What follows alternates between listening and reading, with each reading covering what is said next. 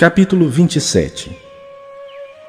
Quando foi decidido que navegássemos para a Itália, entregaram Paulo e alguns outros presos a um centurião chamado Júlio, da corte imperial.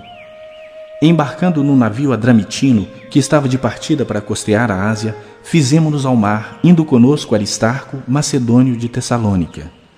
No dia seguinte chegamos a Sidom, e Júlio, tratando Paulo com humanidade, permitiu-lhe ir ver os amigos e obter assistência. Partindo dali, navegamos sob a proteção de Chipre por serem contrários os ventos. E, tendo atravessado o mar ao longo da Cilícia e Panfília, chegamos a Mirra, na Lícia. Achando ali o centurião um navio de Alexandria, que estava de partida para a Itália, nele nos fez embarcar. Navegando vagarosamente muitos dias e tendo chegado com dificuldade defronte de Cnido, não nos sendo permitido prosseguir por causa do vento contrário, navegamos sob a proteção de Creta, na altura de Salmona. Costeando-a penosamente, chegamos a um lugar chamado Bons Portos, perto do qual estava a cidade de Lazéia. Depois de muito tempo, tendo se tornado a navegação perigosa, e já passado o tempo do dia do jejum, admoestava-os Paulo, dizendo-lhes: Senhores, vejo que a viagem vai ser trabalhosa, com dano e muito prejuízo, não só da carga e do navio, mas também da nossa vida. Mas o centurião dava mais crédito ao piloto e ao mestre do navio do que ao que Paulo dizia. Não sendo o porto próprio para invernar, a maioria deles era de opinião que partissem dali para ver se podiam chegar a Fenície e aí passar o inverno, visto ser um porto de Creta, o qual olha para o nordeste e para o sudeste. Soprando brandamente o vento sul, e, pensando eles ter alcançado o que desejavam, levantaram âncora e foram costeando mais de perto a ilha de Creta. Entretanto, não muito depois, desencadeou-se do lado da ilha um tufão de vento chamado Euroaquilão. E, sendo o navio arrastado com violência, sem poder resistir ao vento, cessamos a manobra e nos fomos deixando levar. Passando sob a proteção de uma ilhota chamada Cauda, a custo conseguimos recolher o bote. E, levantando este, usaram de todos os meios para cingir o navio e, temendo que dessem na Sirte, arriaram os aparelhos e foram ao léu. Açoitados severamente pela tormenta, no dia seguinte já aliviavam o navio.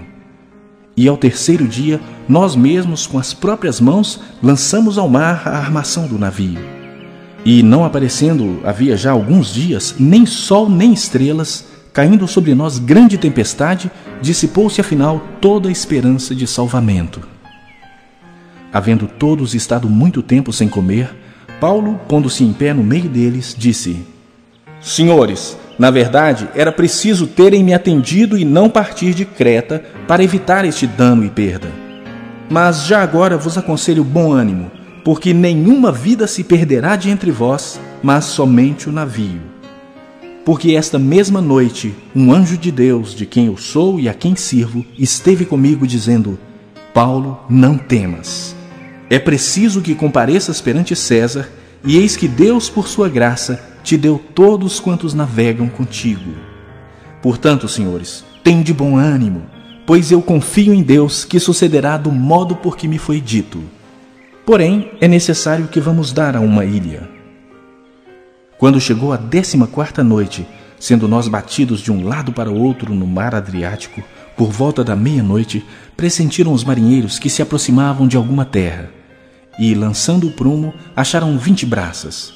Passando um pouco mais adiante, tornando a lançar o prumo, acharam 15 braças. E, receosos de que fôssemos atirados contra lugares rochosos, lançaram da popa 4 âncoras e oravam para que rompesse o dia. Procurando os marinheiros fugir do navio e, tendo arriado o bote no mar, a pretexto de que estavam para largar âncoras da proa, disse Paulo ao centurião e aos soldados: Se estes não permanecerem a bordo, vós não podereis salvar-vos. Então os soldados cortaram os cabos do bote e o deixaram afastar-se. Quando amanhecia, Paulo rogava a todos que se alimentassem, dizendo: Hoje é o 14º dia em que, esperando, estáis sem comer, nada tendo provado. Eu vos rogo que comais alguma coisa, porque disso depende a vossa segurança, pois nenhum de vós perderá nem mesmo um fio de cabelo. Tendo dito isto, tomando um pão, deu graças a Deus na presença de todos e, depois de o partir, começou a comer. Todos cobraram ânimo e se puseram também a comer. Estávamos no navio 276 pessoas ao todo. Refeitos com a comida, aliviaram o navio, lançando o trigo ao mar. Quando amanheceu, não reconheceram a terra, mas avistaram uma enseada onde havia praia. Então consultaram entre si se não podiam encalhar ali o navio. Levantando as âncoras, deixaram-no ir ao mar, largando também as amarras do leme. E, alçando a vela de proa ao vento, dirigiram-se para a praia. Dando, porém, num lugar onde duas correntes se encontravam, encalharam ali o navio. A proa encravou-se e ficou imóvel, mas a popa se abria pela violência do mar. O parecer dos soldados era de que matassem os presos para que nenhum deles, nadando, fugisse. Mas o centurião, querendo salvar a Paulo, impediu-os de o fazer. E ordenou que os que soubessem nadar fossem os primeiros a lançar-se ao mar e alcançar a terra. Quanto aos demais, que se salvassem uns em tábuas e outros em destroços do navio. E foi assim que todos se salvaram em terra.